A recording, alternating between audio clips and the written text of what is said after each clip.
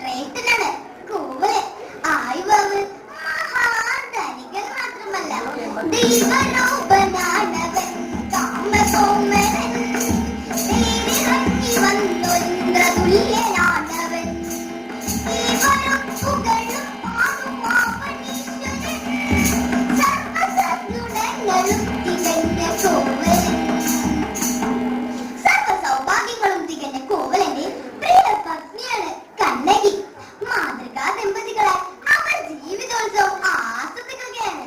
സുന്ദരിയും സുശീലയുമായ കണ്ണകിയെ ആണ്ടവൻ കോവൽ വെച്ച് ആദ്യമായി കണ്ടുമുട്ടിയ ആ അസുലഭ നിമിഷത്തെ അവൻ ഇടയ്ക്കിടെ അവളെ ഓർമ്മിപ്പിക്കും.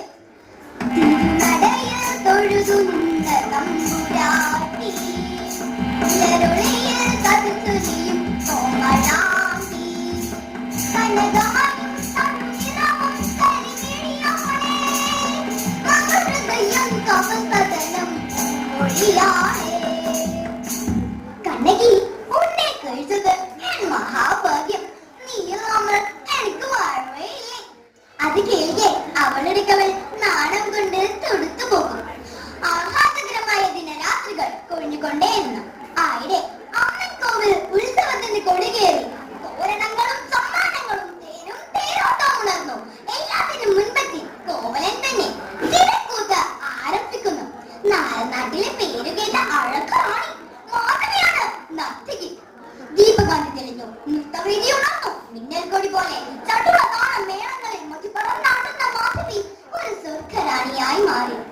ആനന്ദലഹരിയിൽ അകം നിറഞ്ഞാടുന്ന ആയിരങ്ങൾ. നൃത്തം അവസാനിച്ചു. കരഘോഷങ്ങൾക്ക് മുന്നിൽ കൈ തൊഴുത നർത്തകി അണിയറയിലേക്ക് മടങ്ങി. മാരകമായി ഏതോ വിഭ്രാന്തി മതിമറന്നു നിന്ന കോവലൻ അതാ അണിയറയിലേക്ക് പായുന്നു. അവിടെ സ്വപ്നം വിടരുന്ന കടമിഴികളോടെ പുഞ്ചിരിമായി നിൽക്കുന്നു മാധവി. ഞൊടിയിടയിൽ കോവലൻ തന്റെ രക്തഹാരം മൂടിയെടുത്ത അവൾക്കു നേരെ നീട്ടി മയക്കിയെടുക്കുന്ന മട്ടിൽ കുടുങ്ങി ചിരിച്ചുകൊണ്ട് അവൾ കൈകൾ നീട്ടി. ആ കൈകൾ ഒരു നേരം ഉണർത്തി. പ്രിയരെ, കോവലന്റെ ജീവിതത്തിലെ വഴിത്തിരിവായിരുന്നു ആ നൃത്തസന്ധ്യ. അന്ന് തൊട്ടവനാകെ മാറി. വീട്ടിലെത്തുന്നത് തന്നെ വല്ലപ്പോഴുമാണ്.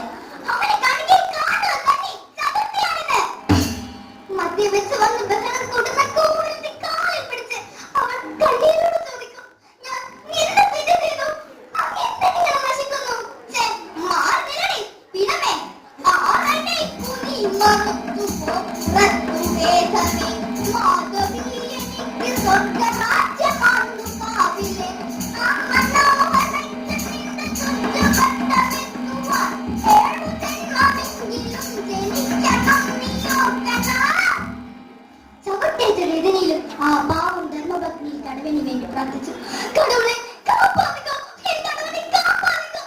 ചവിട്ടിക്കൊടുഞ്ഞെറിയുമ്പോഴും ആ കാലുകളിൽ കെട്ടിപ്പിടിച്ച് പ്രിയതമ്മന് സൽബുദ്ധി തോന്നുവാൻ ദൈവത്തോട് കരഞ്ഞപേക്ഷിക്കുന്ന സ്ത്രീരത്നങ്ങൾ അത് ഭാരതത്തിന്റെ മാത്രം പാരമ്പര്യമാണ്. അത് മാതാമ്മമാർ പരിഹസിക്കുന്നത് പോലെ അവർ അടിമകളോ അബലകളോ ആയതുകൊണ്ടല്ല, മറിച്ച് കുടുംബ നന്മയുടെ കുലമഹിമയുടെ ദേവീ രൂപങ്ങളായതുകൊണ്ടാണ്. കണ്ണകിയുടെ കണ്ണീരിൽ കുതിർന്ന നാളുകൾ കൊഴിഞ്ഞുകൊണ്ടേയിരുന്നു. കോവലൻ തിരിച്ചു വന്നില്ല. കാഞ്ചിപുരത്തെ മട്ടുപ്പാവിൽ മാധവി കോവലനെ മയക്കിയെടുക്കുകയാണ്. ആടിയും പാടിയും ഇരുമുവിലക്കൽ പോലെ ശ്രമിച്ചു പാടുന്നു.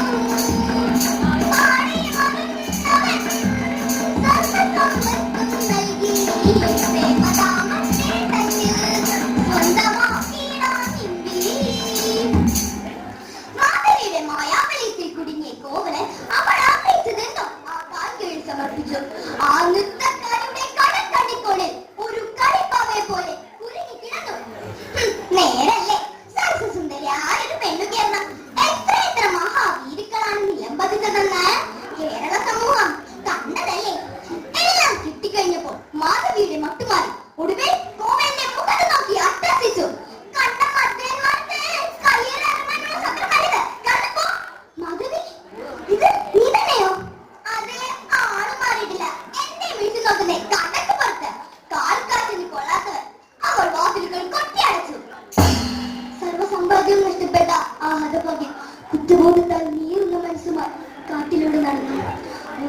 നനഞ്ഞുമായൊരു പ്രാന്തനെ പോലെ തിരുവിൽ വിതുമ്പുന്നു പാവം. ഇനിയേതു പാത ഇരുളാണ്ട വഴികൾ ഒരുക്കും താരവുമില്ല. ഇനിയേതു പാത ഇരുളാണ്ട വഴികൾ ഒരുക്കും താരവുമില്ല. ആ പാതിരാവിലും കൊളുത്തി വെച്ച കരിവെളിക്കിന് മുന്നിൽ കരഞ്ഞു കലങ്ങിയ കണ്ണുകളുമായി കണ്ണകി വിതുമ്പുകയായിരുന്നു.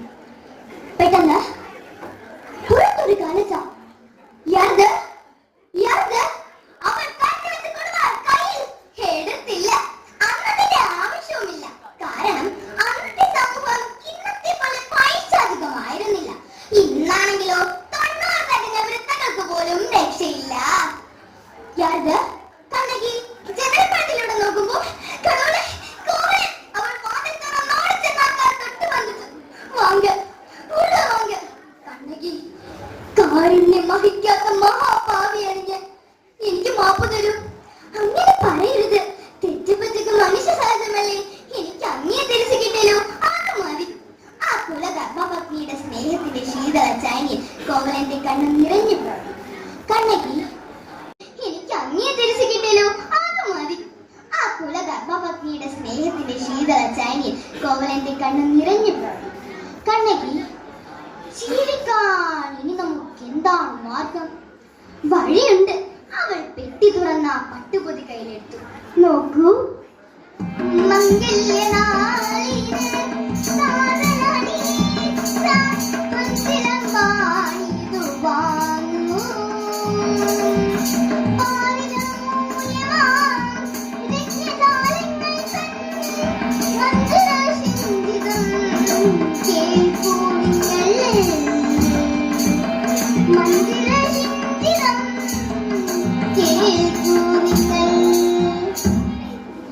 അങ്ങ് എന്തിനു വിഷമിക്കുന്നു? എനിക്ക് അച്ഛൻ തന്ന ഈ പൊഞ്ചിലമ്പുകളിൽ ഒരെണ്ണം വിറ്റ് നമുക്ക് ഏറെ കാലം സുഖമായി ജീവിക്കാം. മുടങ്ങിപ്പോയ വാണിഭം വീണ്ടും ആരംഭിക്കുകയും ചെയ്യാം. ആ മഹാസ്നേഹത്തിന് മുന്നേ കോവലന്റെ കണ്ണു നിറഞ്ഞുപോയി. നാരീ ജന്മം പുരുഷ സൗഭാഗ്യം എന്ന മഹത് വചനം കോവലൻ അനുഭവിച്ചറിയുകയായിരുന്നു. പിറ്റേന്ന് തന്നെ കോവലൻ ചിലമ്പ് വിൽക്കാൻ മഥുരയിലേക്ക് പുറപ്പെട്ടു. പാണ്ഡ്യ നാട്ടിലെ പേര് കേട്ട രത്നം വ്യാപാരി നഗരവേര പെൺതട്ടാന്റെ കടയിലെത്തി. കൂട്ടാവായവും കുറുക്ക കണ്ണുകളുമുള്ള പെൺതട്ടാൻ ചിലമ്പ് വാങ്ങി തിരിച്ചു മറിച്ചു നോക്കി. ഉക്കാറുങ്കോ കൊഞ്ചു ഉക്കാറുങ്കോ നടന്നേ വന്നിട്ട് തട്ടാൽ ചിലമ്പുമായി അകത്തേക്ക് പോയി.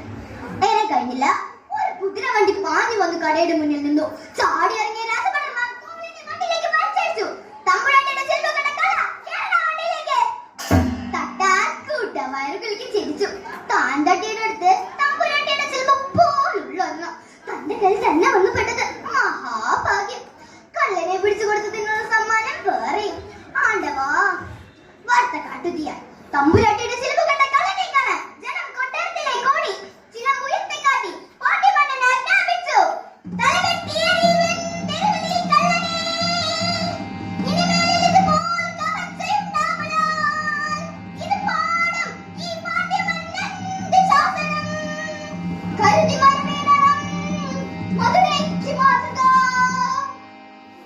ലേശം മിണ്ടാനോ ഒന്നൊരിക്കൽ കഴിയാനോ കഴിയുന്നതിന് മുമ്പ് കോവലന്റെ തല തിരിച്ചു വീണു.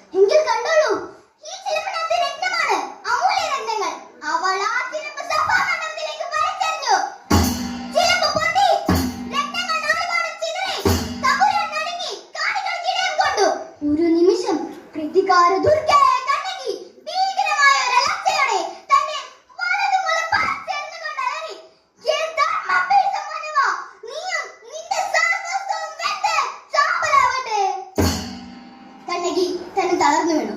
പെട്ടെന്ന് കൊടുങ്കാറ്റുണർന്നു. കാറ്റിനുടനീളം ഹക്കിശാലകൾ പടർന്നു. പാണ്ഡ്യ മന്നനും കൊട്ടാരവും മധുരാപുലരി വെന്ത് ചാമ്പലായി. പ്രിയരെ, ധർമാഭീഷ ഭരണാധികാരികൾക്ക് ആ ധർമ്മം തന്നെ അന്ധകരാകുന്നു. ധർമ്മം നടത്തേണ്ട ഭരണാധികാരികളുടെ തെറ്റായ തീരുമാനങ്ങൾ മൂലം നമുക്ക് മുമ്പിൽ പൊട്ടിക്കരയുന്ന കണ്ണികമാർ കൂടിക്കൊണ്ടേയിരിക്കുന്നു. മണ്ണിൽ സ്നേഹവും സമാധാനവും ശാന്തിയും ആഗ്രഹിക്കുന്ന മനുഷ്യരുടെ മുകളിൽ ആയുധത്തെ പോലെ തിരിഞ്ഞുകൊണ്ട് ആയുധം പന്തായി നടത്തുന്ന സാമ്രാജ്യത്തിലേക്ക് ഞാൻ എന്റെ കണ്ണകിയെ സമർപ്പിക്കുന്നു. യുദ്ധമല്ല, ആയുധമല്ല, സ്നേഹമാണ് വലുത്. സ്നേഹം, സ്നേഹം മാത്രം. നന്ദി.